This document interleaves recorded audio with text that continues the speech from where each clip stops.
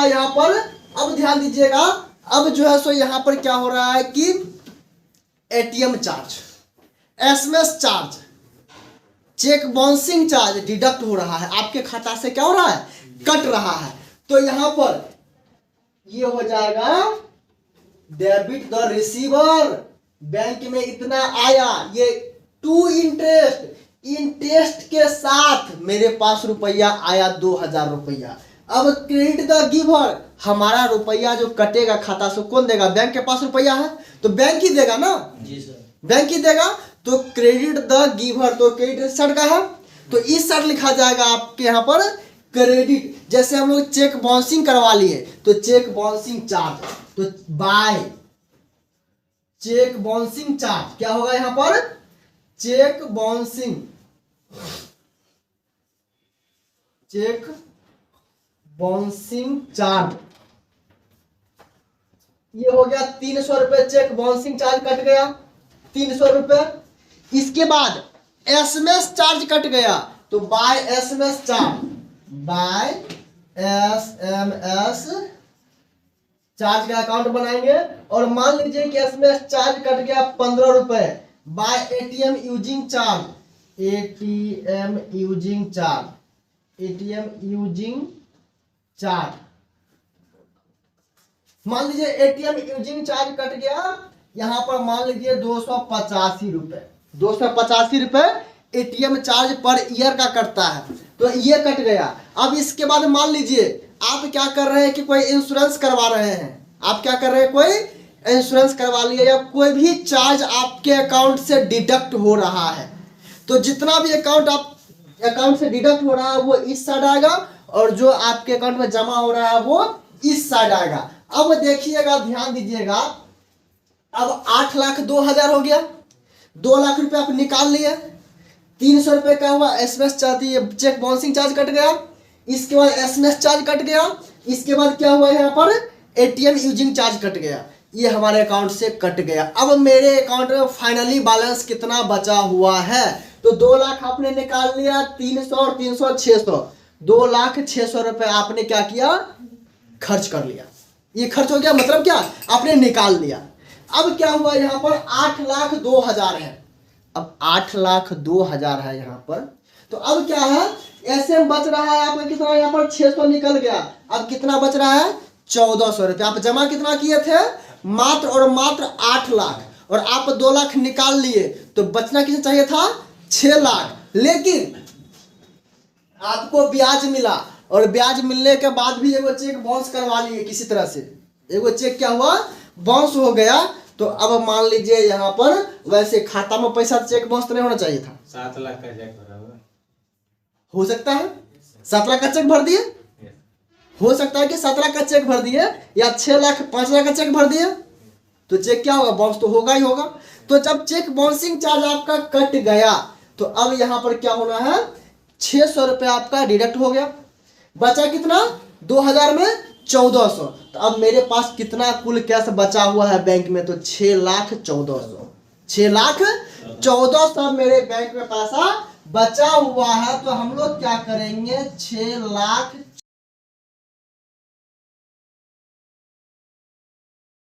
हम लोग यहाँ पर लेजर जो बना रहे हैं, तो जैसे कि आप बैंक में पैसा जमा किए और बैंक से पैसा निकाले, तो कितना जमा किए और कितना निकाले, उसके बाद आपका पैसा बैंक में कितना बचा हुआ है, शेष कितना बचा हुआ है, तो ये लेजर से हमें ये पता चल पाता है कि कैश कितना बचा हुआ है। अब मान लीजिए आप बिजनेस चला रहे हैं, तो बिजनेस चला रहे हैं तो क्या करना है कि आपको हमेशा उठ करके बैंक में नहीं जाना है, बैंक में जा करके आपको वहाँ स्टेटमेंट चेक करने की आवश्यकता नहीं है। आप जब इसको रिकॉर्ड करते जाते हैं हमेशा एक्टिविटी, तो आप अपने अकाउंट से ही पता कर सकते हैं कि हमारा पैसा कितने जो है सो बैंक में बचा हुआ है, कितना निकाले हैं, किस डेट में निकाले हैं, ये सब आप यहाँ से मेंशन कर सकते हैं।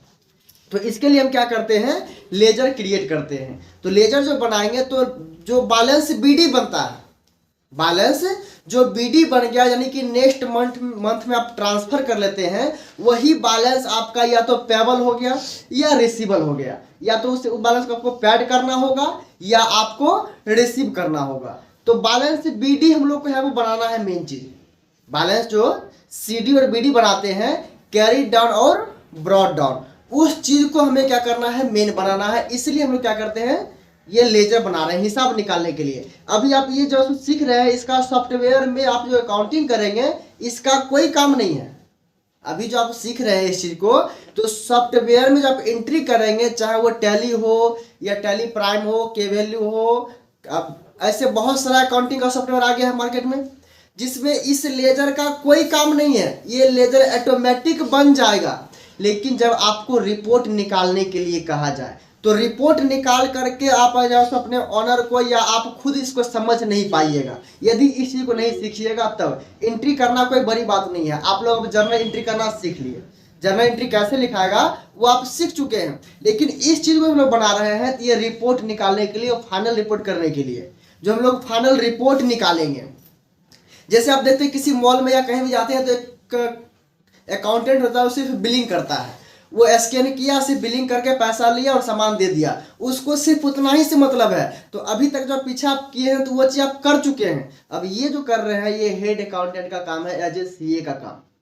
तो ये हिसाब निकाल करके समझना कि बिजनेस में क्या कैसे है, कैसे पेमेंट किया करना है, किससे पेमेंट लेना है, किसको पेमेंट कितना किया गया है, किससे कितना पेमेंट लिया गया है, किसी से एडवांस तो नहीं लिए हैं, या फिर किसी को कमीशन एक्स्ट्रा, या फिर किसी भी प्रकार का रिपोर्ट निकालना हो, तो आप सिर्फ और सिर्फ लेजर से ही कर सकते हैं, किसी दूसरे अकाउंट से नहीं होने वाला है। तो ये लेजर हम लोग काम कर रहे हैं, तो ये बनाना कोई बड़ी बात नहीं है। इसको बनाना कोई जरूरी नहीं मैनुअल अकाउंट को। जब कंप्यूटर अकाउंट हम कर रहे हैं, तो इसको मैनुअल बनाने की आवश्यकता नहीं है। लेकिन आपको बनाना इसलिए है कि हिसाब समझना है कि बिजनेस क्या कह रहा है। आप जो करना था, आपको अकाउंटिंग करना था, आप जर्नल एंट्री तक कर लिए, बात खत्म। अब ये सब काम जो है हेड अकाउंटेंट जो होगा वो करेगा, या जो सीए होगा वो करेगा। तो आपको हम पहले बताए थे कि काम तो आपको सब सिखा देंगे, चाहे हेड अकाउंटेंट का हो, सीए का काम हो, सब काम सीख लीजिएगा। लेकिन आप इसे पूरी तरह से कीजिएगा तब। तो देखिए हम लोग चलते हैं यहाँ पर। सबसे पहले ध्यान दीजिएगा, कैपिटल अकाउंट कैश का तो हम लोग बना चुके हैं। अब देखते हैं यहाँ पर क्या है, कैपिटल अकाउंट है। तो कैपिटल अकाउंट क्या करेंगे हम लोग, यहाँ पर लिखते हैं heading capital account. Capital account ले लिए। अब यहाँ पर ये ध्यान दीजिए, यहाँ पर कैपिटल लिखे हैं। आपके कॉपी में भी, जर्नल एंट्री में भी कैपिटल है, सीआर में कैपिटल है, सीआर में है। तो सीआर के साथ देखिए, कैपिटल के साथ कौन सा अकाउंट लगा हुआ है, कैश अकाउंट डीआर है। चलिए ठीक है, यहां तक समझ में आ गया। अब देखिए कैश अकाउंट डीआर है। अब नीचे देखिए कि कैपिटल क्या है, सीआर में है कि डीआर में है, सीआर में है। तो सीआर पार्ट किधर है, लेफ्ट या राइट में, तो राइट में आ जाएंगे। यहां तक पहुंच गए, कोनो दिक्कत यहां तक पहुंचने में, पैर भी दर्द किया यहां तक आने में। चलिए यहां तक पहुंच गए आप। जब यहां तक पहुंच गए, अब देखिए हम बना किसका रहे हैं, कैपिटल का बना रहे हैं। कैपिटल का सीआर आ गया, तो हमको यहाँ पर कैपिटल ऊपर लिख चुके हैं। अब कैपिटल दोबारा लिखना नहीं है। अब उसके साथ कौन सा अकाउंट है, देखिए कैश अकाउंट है। तो कैश अकाउंट किस में है, डीआर में कि सीआर में, डीआर में है। तो डीआर को बाय लिखा जाता है और सीआर को टू लिखा जाता है। तो यहाँ पर देखिएगा, सीआर को टू लिखाता है और डीआर को बाय। तो हम क्या करेंगे, कैश अकाउंट डीआर ऊपर में है ना, तो वही अकाउंट लिखेंगे, कैश अकाउंट, कैश अकाउंट लिखे। अब लेकिन देखिए यहाँ पर आप लोग क्या करते थे, डीआर लिखते थे लास्ट में। हम यहाँ पर इसलिए छोड़ के लिखे हैं, आप डीआर लिखते थे लास्ट में। अब यहाँ जो डीआर हम लिखते थे, इस डीआर को यहाँ लिख देंगे बाय के रूप में। समझ में आया यहाँ तक, कोई दिक्कत नहीं। चलिए अब जब यहाँ तक आ गए हम लोग, तो आप किसका अकाउंट बना रहे हैं, कैपिटल का या कैश का, कैपिटल का बना रहे हैं। तो कैपिटल अकाउंट सीआर है, और सीआर में कितना अमाउंट है, कैपिटल अकाउंट में कितना अमाउंट है, 11 लाख रुपए अमाउंट है। तो आप क्या करेंगे, यहाँ पर 11 लाख लिख देंगे। 11 लाख अमाउंट यहाँ पर क्या हुआ, आ गया। अब यहाँ पर ये जेएफ जो है, जर्नलाइज फोलियो, जर्नलाइज फोलियो होता है, इस पर जो हम लिख रहे हैं। तो ये जो मत से मान लीजिए कि आप इस कॉपी में यहाँ पर क्या किए हैं, जर्नल एंट्री किए हैं। तो ये जर्नल एंट्री की है, तो मान लीजिए कि आप इधर इस पन्ना में यहाँ पर लेजर बना रहे हैं फॉर एग्जाम्पल। आप दूसरे पन्ना में लेजर बना रहे हैं, तो ये लेजर जो यहाँ बनाइएगा, तो ये लेजर जब यहाँ बना रहे हैं, तो ये जो उठ के आया है बाय कैश 11 लाख, ये किस पन्ना में लिखा हुआ है? यदि आपको ये पूछा जाए कि ये आप 11 लाख कहाँ से ले आए, इसका ट्रांजेक्शन थोड़ा दिखाइए हमें, तो उसके लिए करते क्या है, मान लीजिए कि ये फॉर एग्जाम्पल पेज नंबर 50 हो गया, पेज नंबर 50 हो गया, तो हम क्या करेंगे, यहाँ पर लिख देंगे पेज नंबर 50। जब हम इस चीज को व्यक्ति को दिखाने जाएंगे, अगले व्यक्ति को, तो वो पूछेगा कि यहाँ 11 लाख आप कहाँ से लाइए, इसका हिसाब कहाँ लिखा हुआ है? तो हिसाब लिखा हुआ जर्नल एंट्री में है, तो जर्नल एंट्री पेज नंबर 50 में हिसाब लिखा हुआ है, तो हम यहाँ दे दिए 50। अब आप इसका हिसाब कहाँ किए हैं, इसका हिसाब किस पन्ना में किए हैं? मान लीजिए फॉर एग्जाम्पल पेज नंबर 75 हो गया, ये फॉर एग्जाम्पल पेज नंबर 75 हो गया, तो अब क्या करेंगे हम लोग, यहाँ पर पेज नंबर 75 में इसका हिसाब किया गया है, तो यहाँ डाल देंगे पेज नंबर 75। ये हो गया लेजर फोलियो, इसका 75 नंबर में ये लेजर बना है, ये एलएफ हो गया, हम लोग यहाँ लेजर बनाए हैं, तो 75 नंबर पेज में लेजर बनाए हैं। और यहाँ पर हम लोग जो ये एंट्री करेंगे, ये एंट्री आगे कर रहे हैं यहाँ पर, तो इसका हिसाब कहाँ से आया है, तो पेज नंबर 50 से उठ कर आया है। तो यही जो हम लोग यहाँ पर जानते हैं जेएफ और एलएफ, लेजर फोलियो और जर्नल फोलियो, इसके लिए डाला जाता है ताकि आप मैनुअली हिसाब जो करेंगे ये दिक्कत नहीं होगा समझने में कि ये ट्रांजैक्शन कहाँ से उठा के लाए हैं। कंप्यूटर में सर अपने आप उसमें ऑटोमेटिक, उसमें इसका नंबर नहीं आता है, उसमें ये नंबर नहीं आता है, उसमें डायरेक्ट बन जाता है, बाय डिफॉल्ट रहता है। ये मैनुअली बनाने के लिए आपको ये चीज करना पड़ेगा हर हाल में कि आप इसका हिसाब कहाँ से लाए हैं, किस पन्ना से उठा के लाए हैं। यदि मान लीजिए आपके पास जर्नल एंट्री ना हो उस समय, या फिर जर्नल एंट्री को देखना है, तो उस समय आप हिसाब ये लाए कहाँ से, वो चीज समझाने के लिए यहाँ पर ये लिखना जरूरी होता है। तो इस चीज समझ में आ गया, जेएफ क्यों लिखाएगा और एलएफ क्यों लिखाता है। तो एलएफ हो गया लेजर फोलियो और जेएफ हो गया जर्नल फोलियो। तो यहां तक समझ में आ गया। अब देखिए आप अपने पूरे ट्रांजैक्शन में कैपिटल और कहीं लिखा हुआ है, कैपिटल और कहीं है नहीं है। अब नहीं है तो बताया गया था आपको कि बैलेंस यहाँ पर दोनों साइड इक्वल होना चाहिए। हमेशा क्या करना है, बैलेंस को इक्वल करना है। तो इक्वल करने के लिए यहाँ पे क्या करेंगे, बाय कैश अकाउंट 11 लाख। अब क्या करेंगे, डीआर पार्ट में भी हम इक्वल करेंगे, बराबर करेंगे। तो जिस साइड कुछ भी नहीं है, जिस साइड कुछ भी नहीं है उस साइड क्या है, जीरो है। तो अधिक में से जीरो घटाएंगे तो मान क्या होगा, उतना ही रहेगा और परिवर्तनीय हो जाएगा। अधिक में से जीरो घटेगा, जीरो नहीं होगा। अधिक में से जीरो घटेगा तो जीरो नहीं होगा, तो मान अपरिवर्तनीय रह जाएगा, वही मान रह जाएगा, कुछ बदलाव नहीं होगा। तो क्या करेंगे, वही अमाउंट जिस साइड कुछ नहीं है उस साइड में लिख देना है। लिख दिए, ये 11 लाख रुपए आ गया। अब ये 11 लाख रुपए जो आया है, तो इस साइड कुछ नहीं है, क्या करेंगे, ये डीआर का पार्ट है, तो डीआर में क्या लिखाता है, 2 लिखाता है। तो 2 क्या करेंगे हम लोग, लगा देंगे 2 बैलेंस सीडी, 2 बैलेंस सीडी। अब ध्यान दीजिएगा, ये डेट जो देना है ये ट्रांजैक्शनल डेट होगा और ये महीने के आखिरी डेट होगा। जिस महीने में आप वर्क कर रहे हैं उस महीने के आखिरी डेट को हम लोग क्या करेंगे, यहाँ पर ये डालेंगे। तो जैसे यहाँ पर क्या है, अप्रैल 2019 है, अप्रैल 2019 है 1 तारीख। तो ये अप्रैल है, तो अप्रैल 30 का महीना होता है, लास्ट तारीख क्या होगा, 30 होगा। तो हम लोग क्या करेंगे, यहाँ पर सिर्फ 30 लिख देंगे मैनुअली में।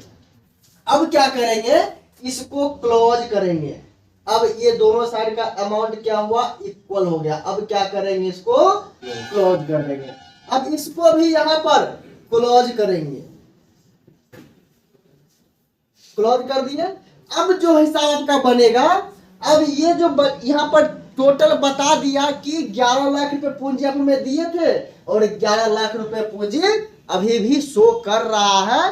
कैरी डाउन तल शेष पूंजी में अभी भी 11 लाख रुपए ही है। अब क्या करेंगे, अगले महीने में यदि पूछा जाए कि इस महीना में पूंजी कितना आपको मिला है, इस महीना में पूंजी कितना मिला, तो पूंजी मिला कुछ नहीं है, पिछले महीना जो पूंजी था वही पूंजी मेरे पास अभी भी है, तो वो कहाँ से आएगा, तो ये पूंजी तो आप यहीं पे छोड़ दिए, क्या शेष छोड़ दिए, तो शेष को आपको आगे बढ़ा देना है, शेष को क्या करना है, आगे बढ़ा देना है। तो जिस साइड बैलेंस सीडी बनेगा उस साइड उसके अपोजिट बैलेंस बीडी बनेगा। यदि बैलेंस सीडी बन रहा है सीआर में तो बैलेंस बीडी बनेगा डीआर में। ये क्यों बनेगा, तो देखिए कैपिटल अकाउंट क्या है, पर्सनल है, और पर्सनल का अकाउंट ये सीआर है, तो क्या कहता है credit the giver, credit the giver, तो ये क्रेडिट द गिवर, गिवर ये कैसे दिया, तो बाय कैश, कैश दिया है, ये कैश के माध्यम से 11 लाख पूंजी हमें क्या किया है, ये दिया है। अब ध्यान दीजिएगा यहाँ पर कि अब क्या करना है, फिर इसको यहाँ पर लिखेंगे और ये क्या करेगा, अगले महीने की पहली तारीख को, अगले महीने की पहली तारीख ये बन जाएगा by balance BD, by balance BD, और ये हो जाएगा 11 लाख रुपए। ये 11 लाख रुपए यहाँ पर कंटिन्यू होकर कैसे रह जाएगा। अब ध्यान दीजिएगा, अब हम लोग क्या करते हैं, अगला ट्रांजैक्शन में चलते हैं। जैसे हमारे पास ट्रांजैक्शन है बैंक का ट्रांजैक्शन है, तो यहाँ पर देखिएगा हम बैंक का बनाने जा रहे हैं।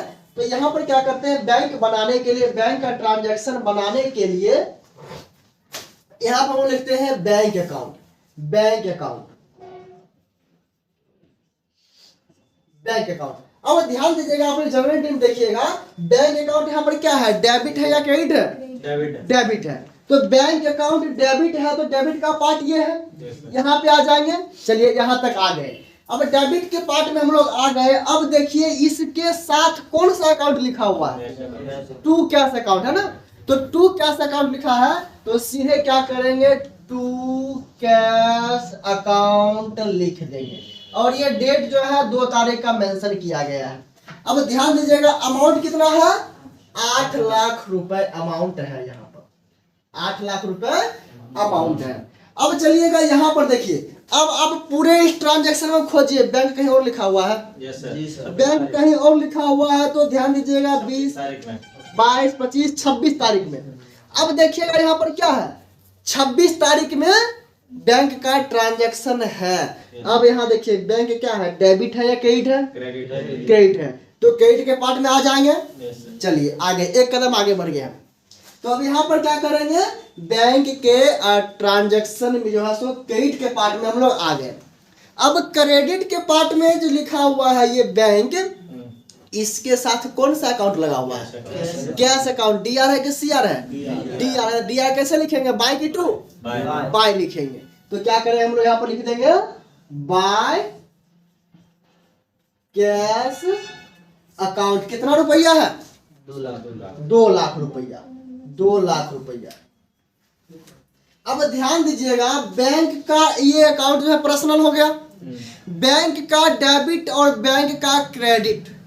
अब यहाँ पर पर्सनल अकाउंट क्या करता है, debit the receiver and credit the giver. Bank पाया 8 लाख रुपया, बैंक में हम जमा किए। क्रेडिट द गिवर, बैंक ने दिया कैश 2 लाख रुपए। कैश कब दिया, जब हम पैसा निकालने गए, जब हम पैसा निकालने गए तो क्या हुआ, कैश हमको मिला। और जब हम यहाँ पर क्या किए, पैसा जमा किए, तो बैंक हमसे 8 लाख रुपए लिया। डेबिट द रिसीवर और क्रेडिट द गिवर, देखिए दोनों रूल्स को फॉलो कर रहा है ये। अब देखिए कि आप यहाँ पर पासबुक यानी कि प्रिंट करवाइएगा, स्टेटमेंट निकालिएगा, तो पता चलेगा कि बैंक में मेरे पास कितना रुपए बचा हुआ है, तब ना। लेकिन यहाँ पर क्या हो रहा है कि बैंक अकाउंट में 8 लाख जमा किए, 2 लाख निकाल लिए, तो बचा कितना, 6 लाख रुपए। तो यहाँ पर अधिक में से कम घटाना है, हमेशा अधिक में से क्या करना है, कम घटाना है। तो 8 लाख में से 2 लाख क्या किए, घटा दिए, बचा कितना, 6 लाख। दोनों पलड़ा बराबर करना है, तो 6 लाख बचा हुआ अमाउंट किधर लिखाएगा, जिस साइड अमाउंट कम है, दोनों साइड क्या करना है, बराबर करना है। तो जिस साइड अमाउंट कम है उस साइड लिखाएगा, उस साइड लिखाएगा। तो 6 लाख रुपए हम लोग क्या करेंगे, यहाँ पर लिख देंगे। अब ये हो जाएगा 8 लाख रुपए, अब इसको लिखेंगे कैसे हम लोग? बाय बैलेंस सीडी के रूप में लिखेंगे। कैरी डाउन हो गया। और ये महीने की आखिरी तारीख को है, महीने की आखिरी तारीख को ये 8 लाख रुपए क्या हुआ? इक्वल हो गया। 8 लाख रुपया इक्वल हो गया। अब इसे क्लोज कर देंगे दोनों साइड। क्लोज कर देने के बाद अब देखिए क्या होने वाला है यहाँ पर। अब आपके पास शेष कितना बचा हुआ है बैंक में बैलेंस, जो आप अगले महीने निकालिएगा या कुछ काम कीजिएगा तो 6 लाख बचा हुआ है। तो हम लोग क्या करेंगे, यहाँ लिखेंगे टू बैलेंस बीडी। अब ये अमाउंट हो गया आपका 6 लाख रुपए, ये आ गया, यहां तक कंप्लीट हो गया। अब यदि आप 8 लाख रुपए जमा किए और 1 महीना के बाद आपको उसमें 200 रुपया ब्याज मिल गया, हो सकता है ना? Yes sir. आपको बैंक में ब्याज भी मिलता है, सेविंग अकाउंट रहता है तो। करंट अकाउंट में ब्याज नहीं मिलता है, करंट अकाउंट में ब्याज नहीं मिलता है। और बिजनेस का अधिकतर अकाउंट क्या होता है? करंट अकाउंट रहता है। अधिकतर अकाउंट क्या रहता है? करंट अकाउंट रहता है। तो ब्याज नहीं मिलता तो कोई बात नहीं, लेकिन एसएमएस चार्ज का पैसा तो काट रहा है। आप एटीएम यूज कर रहे हो, उसका पैसा तो काट रहा है। आप कभी किसी को चेक दिए काट करके, चेक तो बाउंस हो गया, तो चेक बाउंसिंग चार्ज 300 या 400 या 500, मतलब हर बैंक का अपना अपना अलग क्राइटेरिया होता है। तो वो किसका कितना है वो बैंक से आपको पता चलेगा। तो एक हम एवरेज लेके चलते हैं 300 रुपए, एक एवरेज लेके चलते हैं कि 300 रुपए चेक बाउंसिंग चार्ज हो गया।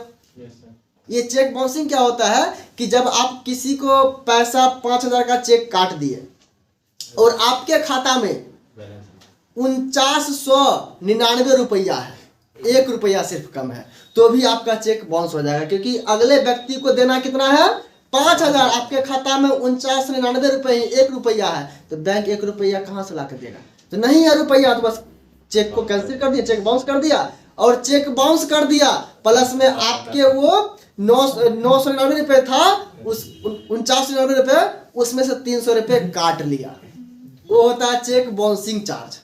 जैसे आप क्या करते हैं, कोई बाइक लेते हैं फाइनेंस पे, मोबाइल फाइनेंस पे लेते हैं, और आपका ईएमआई बैंक से ही कटता है। आपका ईएमआई क्या होता है? बैंक से ही कटता है। और मान लीजिए कि 3000 रुपए का एक बाइक का ईएमआई सिंपल मान लीजिए आ रहा है, 3 साल का, 2 साल का, 2.5 साल का। तो उस 3000 में आप क्या किए, बैंक में 3000 रुपये जमा किए। आपको याद है कि हम 3000 रुपये जमा कर दिए, हमारा चेक बाउंस नहीं हो सकता है। लेकिन संजोग से क्या हुआ कि आपका एसएमएस चार्ज बकाया था 15 रुपया, 3 महीना का कट गया। 3 महीना क्या हुआ? एसएमएस चार्ज बकाया था, वो कट गया। तो क्या हुआ? 15 रुपये तो घट गया। अब आपका 3 तो पूरा है नहीं, तो चेक क्या हुआ? उस स्थिति में चेक बाउंस हो गया। जब चेक बाउंस हो जाएगा, तो चेक बाउंस जब हो गया तो क्या करेंगे? 300 रुपये और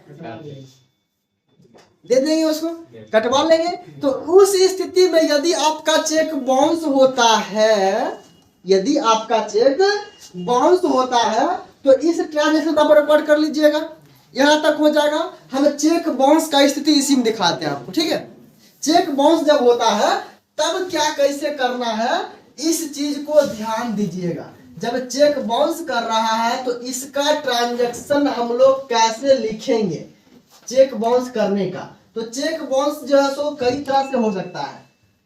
कभी कभी क्या होता है कि आप लिखने में गलत किए हैं, वो चेक कैंसिल हो जाएगा। चेक बाउंस में वो चेक क्या होता है, आप लिखने में कुछ गड़बड़ किए हैं, जैसे स्पेलिंग मिस्टेक कर दिए, तो वो गड़बड़ हो जाएगा। चेक कभी कभी आप ओवर राइटिंग कर दिए, जैसे आप लिखते हैं और लिखने में क्या हुआ, कलम नहीं चला सही से, एक बार में दोबारा फिर से उगा कर लिखने का कोशिश कर रहे हैं, तो वो चेक क्या हुआ, ओवर राइटिंग हो जाएगा और वो चेक कभी क्लियर नहीं होगा, वो कैंसिल हो जाएगा। वो चेक क्या होगा, कभी क्लियर नहीं होगा, कैंसिल हो जाएगा। तो चेक जब भी लिखा जाता है, अब चेक पे साइन भी कर रहे हैं तो एक बार में साइन होना चाहिए। अगर कलम रुक गया, नहीं चला, फिर दोबारा ओवर राइटिंग करते हैं, वो चेक कैंसिल हो जाएगा, वो चेक क्लियर नहीं होगा, उस तो छोड़ के फिर दूसरा चेक आप काटिए, तब होगा। तो हम यहाँ बता रहे थे क्या कि चेक बाउंसिंग चार्ज। अब देखिए कि आपका एसएमएस चार्ज कट रहा है, एसएमएस चार्ज कट रहा है, चेक बाउंसिंग चार्ज कट रहा है। तो बैंक के ट्रांजैक्शन में हम लोग क्या करेंगे, इसको कैसे लिखेंगे। तो बैंक के ट्रांजैक्शन में कैसे लिखेंगे, जैसे एसएमएस चार्ज कट रहा है तो उसका फिर एटीएम जो आप यूज कर रहे हैं, एटीएम का चार्ज 200 कुछ रुपए पर ईयर करता है। अकाउंट मेंटेनेंस चार्ज करता है, करंट अकाउंट का मेंटेनेंस चार्ज करता है। एटीएम यूज करते हैं उसका चार्ज कटता है, एसएमएस चार्ज कटता है, यदि चेक बाउंस हो गया तो चेक बाउंसिंग चार्ज करता है, और सेविंग अकाउंट में मेंटेनेंस चार्ज नहीं करता है। सेविंग अकाउंट में मेंटेनेंस चार्ज नहीं करता है, उसमें करता है SMS charge, ATM use charge और चेक बाउंसिंग चार्ज करता है। तो जो भी चार्ज कट रहा है, चाहे आपका अकाउंट करंट का हो या सेविंग का हो, उससे मतलब नहीं है। आपका जो चार्ज कट रहा है, जो चार्ज बैंक से कट रहा है, यानी कि आपने 8 लाख रुपए बैंक में जमा किया। फॉर एग्जांपल मान लीजिए कि हम आपके सेविंग अकाउंट लेकर चल रहे हैं, यहाँ पे क्या कर रहे हैं, हम एक सेविंग अकाउंट लेकर चल रहे हैं। तो मान लीजिए कि आपको जो है सो बैंक ने 8,000 का, सॉरी कितना है, 8 लाख रुपए, तो 8 लाख का 2,000 रुपए इंटरेस्ट दे दिया, 2 या 3 महीने का। 8 लाख का 2,000 रुपए इंटरेस्ट दे दिया। अब ध्यान दीजिए, ये इंटरेस्ट जो आपको मिला है तो वो किस साइड लिखाएगा, इंटरेस्ट रिसीव्ड। इंटरेस्ट पेड करते तो बिजनेस का नुकसान हो गया। इंटरेस्ट क्या हो रहा है, रिसीव्ड हो रहा है, तो क्या होगा, क्रेडिट ऑल इनकम और प्रॉफिट नॉमिनल अकाउंट से। जैसे आप डिस्काउंट पेड कर रहे थे तो नुकसान हुआ, जब डिस्काउंट मिला तो क्या हुआ, फायदा हुआ। इसी प्रकार से यदि आप किसी से ब्याज पर रुपया लिए हैं और आप इंटरेस्ट दे रहे हैं तो क्या हो रहा है, नुकसान हो रहा है, और वही आपको इंटरेस्ट मिल रहा है, क्या हो रहा है, फायदा हो रहा है। तो credit all income and profit, credit all income and profit. तो हम लोग क्या बनाएंगे वहां पर अकाउंट, इंटरेस्ट जो हो जाएगा वो हो जाएगा सीआर पार्ट में, इंटरेस्ट हो जाएगा सीआर पार्ट में आ जाएगा, क्योंकि क्रेडिट हो रहा है, और बैंक क्या होगा वहां पर, डीआर, बैंक क्या हो जाएगा, डीआर हो जाएगा। तो बैंक के डीआर पार्ट में आ गए, और लिख देंगे यहां पर to credit, to credit, to credit लिख देंगे। मान लीजिए 2,000 रुपए आपको इंटरेस्ट मिल गया, 2,000 रुपए आपको इंटरेस्ट मिल गया। आप क्या किया, यहां पर बैंक से 2 लाख रुपए निकाले। बैंक में आप अपना मूलधन कितना जमा किए थे, 8 लाख रुपए, 2 लाख रुपए निकाल लिए, 2,000 रुपए आपको टू क्रेडिट, ये हो गया इंटरेस्ट, यहाँ पर लिखा गया इंटरेस्ट, क्रेडिट अकाउंट नहीं, ये इंटरेस्ट हो जाएगा यहाँ पर, इंटरेस्ट, इंटरेस्ट नहीं इंटरेस्ट, इंटरेस्ट ब्याज वाला, इंटरेस्ट होता है मजा वाला, ठीक है। तो मजा नहीं लेना है यहाँ पर, यहाँ ब्याज लेना है, ठीक है। तो ये इंटरेस्ट लेना है। तो चलिए अब बढ़ते हैं, 2,000 रुपए हमको क्या हुआ, इंटरेस्ट यहाँ पर मिल गया। अब क्या हुआ, अब क्या हुआ यहाँ पर, अब ध्यान दीजिएगा, अब जो है सो यहाँ पर क्या हो रहा है कि ATM charge, SMS charge, cheque bouncing charge deduct हो रहा है, आपके खाता से क्या हो रहा है, कट रहा है। तो यहाँ पर ये हो जाएगा डेबिट द रिसीवर, बैंक में इतना आया, ये टू इंटरेस्ट, इंटरेस्ट के साथ मेरे पास रुपया आया 2,000 रुपया। अब क्रेडिट द गिवर, हमारा रुपया जो कटेगा खाता से कौन देगा, बैंक के पास रुपया है तो बैंक ही देगा ना, जी सर, बैंक ही देगा। तो क्रेडिट द गिवर, तो क्रेडिट साइड का है, तो इस साइड लिखा जाएगा आपके यहाँ पर क्रेडिट। जैसे हम लोग चेक बाउंसिंग करवा लिए तो चेक बाउंसिंग चार्ज, तो बाय चेक बाउंसिंग चार्ज क्या होगा यहाँ पर, cheque bouncing, cheque bouncing charge, ये हो गया 300 रुपए, चेक बाउंसिंग चार्ज कट गया 300 रुपए। इसके बाद एसएमएस चार्ज कट गया, तो bye SMS charge, bye SMS charge का अकाउंट बनाएंगे। और मान लीजिए कि एसएमएस चार्ज कट गया 15 रुपए, by ATM using charge, ATM using charge, ATM using charge, मान लीजिए एटीएम यूजिंग चार्ज कट गया, यहां पर मान लीजिए 285 रुपए, 285 रुपए एटीएम चार्ज पर ईयर का कटता है, तो ये कट गया। अब इसके बाद मान लीजिए आप क्या कर रहे हैं कि कोई इंश्योरेंस करवा रहे हैं, आप क्या कर रहे हैं, कोई इंश्योरेंस करवा लिए, या कोई भी चार्ज आपके अकाउंट से डिडक्ट हो रहा है, तो जितना भी अकाउंट से डिडक्ट हो रहा है वो इस साइड आएगा, और जो आपके अकाउंट में जमा हो रहा है वो इस साइड आएगा। अब देखिएगा, ध्यान दीजिएगा, अब 8 लाख 2,000 हो गया, 2 लाख रुपए आप निकाल लिए, 300 रुपए का हुआ SMS charge, cheque bouncing charge cut गया। इसके बाद एसएमएस चार्ज कट गया, इसके बाद क्या हुआ यहाँ पर एटीएम यूजिंग चार्ज कट गया, ये हमारे अकाउंट से कट गया। अब मेरे अकाउंट में फाइनली बैलेंस कितना बचा हुआ है, तो 2 लाख आपने निकाल लिया, 300 और 300 600, 2,06,000 रुपए आपने क्या किया, खर्च कर लिया। ये खर्च हो गया, मतलब क्या, आपने निकाल लिया। अब क्या हुआ यहाँ पर 8,02,000 है, अब 8,02,000 है यहाँ पर, तो अब क्या है, ऐसे में बच रहा है आपका कितना, यहाँ पर 600 निकल गया, अब कितना बच रहा है 1,400 रुपये। आप जमा कितना किए थे, मात्र और मात्र 8 लाख, और आप 2 लाख निकाल लिए, तो बचना कितना चाहिए था 6 लाख, लेकिन आपको ब्याज मिला, और ब्याज मिलने के बाद भी एगो चेक बाउंस करवा लिए किसी तरह से, एगो चेक क्या हुआ, बाउंस हो गया। तो अब मान लीजिए यहाँ पर वैसे खाता में पैसा चेक बाउंस तो नहीं होना चाहिए था, 7 लाख का चेक भरा हुआ हो सकता है 7 लाख का चेक भर दिए, हो सकता है कि 7 लाख का चेक भर दिए, या 6 लाख 5 लाख का चेक भर दिए, तो चेक क्या होगा, बाउंस तो होगा ही होगा। तो जब चेक बाउंसिंग चार्ज आपका कट गया, तो अब यहाँ पर क्या होना है, 600 रुपये आपका डिडक्ट हो गया, बचा कितना 2000 में 1400।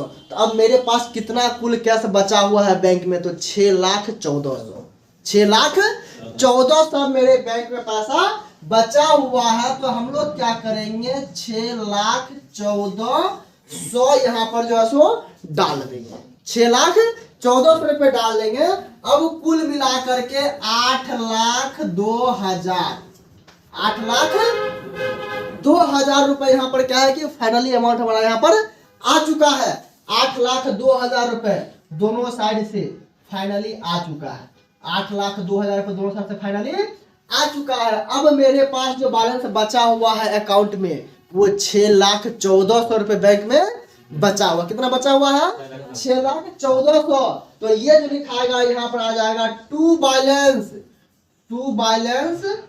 CD 6,14,000, 6,14,000 रुपए यहाँ पर क्या करना है, टू बैलेंस CD के रूप में लिख देना है। तो इस प्रकार से आप किसी भी बैंक का ट्रांजैक्शन को आप यहाँ पर लिख सकते हैं। तो आज का क्लास यहीं तक।